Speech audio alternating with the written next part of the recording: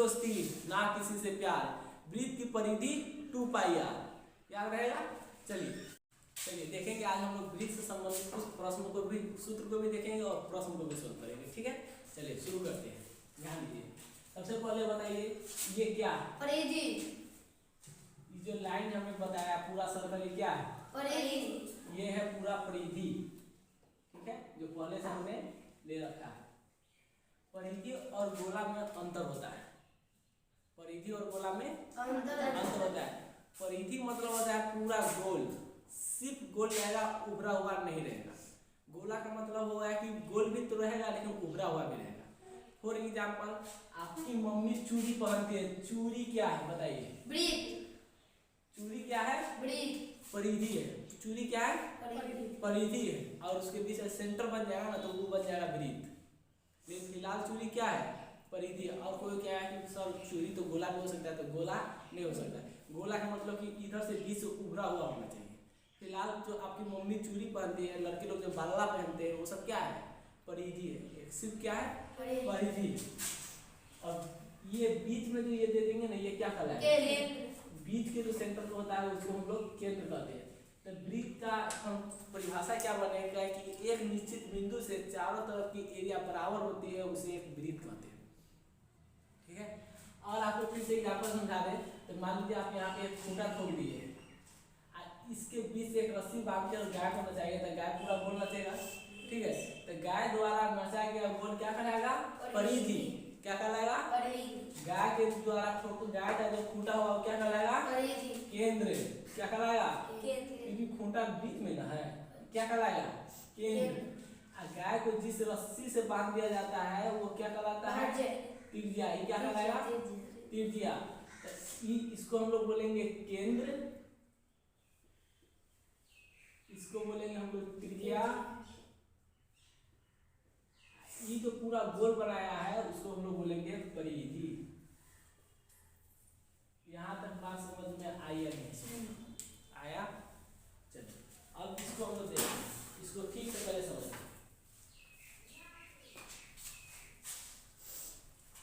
ये क्या है बताइए? परिधि। क्या है? परिधि। ये क्या है? परिधि। ये एक परिधि है। पूरा एरिया जो है ये क्या कहलाएगा? परिधि। क्या कहलाएगा? परिधि। ठीक है, परिधि तो कहलाएगा। ठीक है,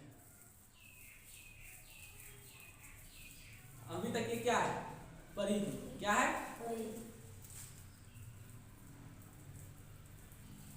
अब इसके लिए ये क्या कहलाएगा? ये क्या कहलाएगा? केंद्र। आप बोर्ड पर भी देख सकते हैं, लिख दिया हमने। तो ये टोटल क्या कहलाएगा? परिधि। और ये क्या कहलाएगा? केंद्र। केंद्र से परिधि तक की जो ये लाइनिंग है ये क्या कहलाएगा? त्रिज्या। ये क्या कहलाएगा? त्रिज्या। आप टोटल 3 बात सीख चुके हैं। ये क्या कहलाएगा? परिधि। ये क्या कहलाएगा? और परिधि से जो केंद्र के मिलाने वाला ये जो रेखा है ये क्या कहलाएगा? ये कहलाएगा त्रिज्या। क्या कहलाएगा? त्रिज्या। चलिए अब इसमें एक और सी बात देख लेते हैं। एक ये बात है कि अगर ये क्या कहता है, केंद्र से परिधि तक मिलाया तो एक त्रिज्या हुआ, और इसी के साथ एक और त्रिज्या जोड़ देंगे ना तो ये यहाँ से यहाँ तक की दूरी क्या कहलाएगा? व्यास। क्या कहलाएगा? व्यास। इसको हम लोग व्यास कहेंगे। मतलब 2 त्रिज्या, एगो त्रिज्या और एगो और त्रिज्या, 2 त्रिज्या मिलके क्या बना देता है? व्यास। जब 2 त्रिज्या को हम लोग जोड़ेंगे तो क्या बनेगा? व्यास। जैसे यहाँ पे देखिए 2 त्रिज्या को जोड़ने से क्या बनता है? व्यास। मतलब परिधि के एक बिंदु से परिधि के दूसरे बिंदु तक की रेखा को हम लोग व्यास बोलेंगे।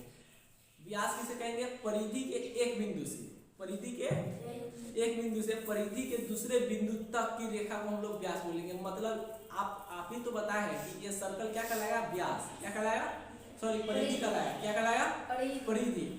परिधि के इस बिंदु से परिधि के इस बिंदु तक की दूरी क्या कहलाएगी? व्यास। परिधि के इस पॉइंट से परिधि के इस पॉइंट तक की दूरी क्या कहलाएगी? व्यास। आप फिर से बताइए, हमारे दोनों हाथ के बीच की रेखा को क्या कहेंगे? हमारे दोनों हाथ के बीच की रेखा को क्या कहेंगे? व्यास कहेंगे। ये रेखा और ये रेखा तो क्या कहेंगे? व्यास कहेंगे। क्या कहेंगे? इसमें तो त्रिज्या है नहीं, त्रिज्या तो हम पहले हटा चुके हैं। और इस रेखा को क्या कहेंगे? परिधि। इसको क्या कहेंगे? परिधि।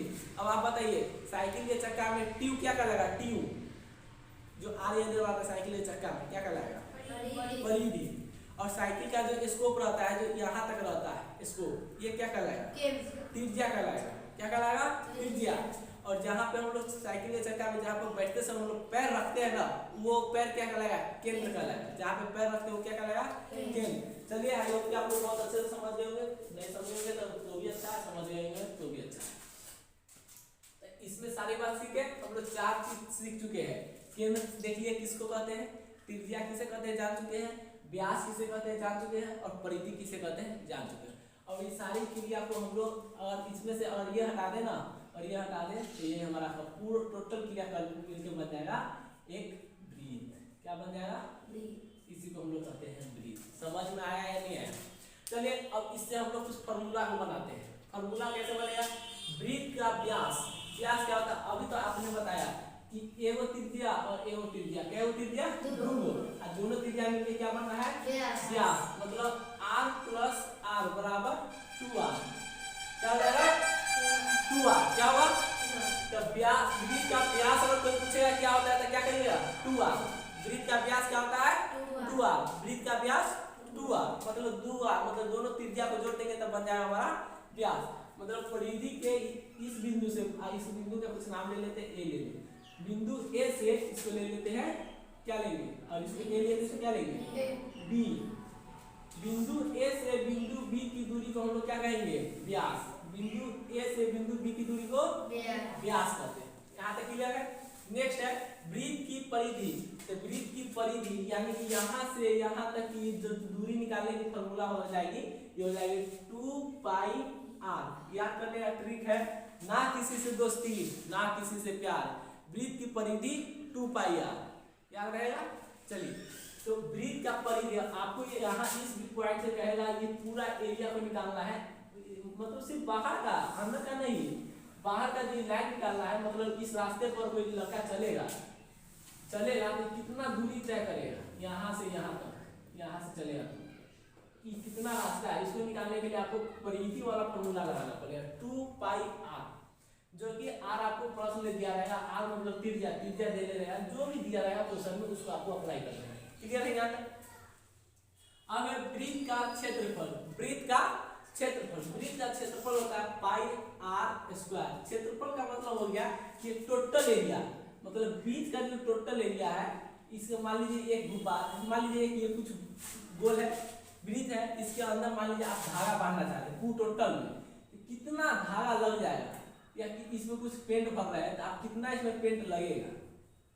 इसको निकालने के लिए मान लीजिए कलर कर रहे हैं, कलर कुछ ना कुछ तो कलर पूरा में लगेगा तो कितना कलर लगेगा? इसको आप अंदाजा लगाने के लिए आपको वृत्त का क्षेत्रफल वाला फॉर्मूला लेना है, जिसका होता है फॉर्मूला पाई r स्क्वायर। इसको याद करने के लिए एक ट्रिक हमने बनाया जो आपको बता रहे हैं।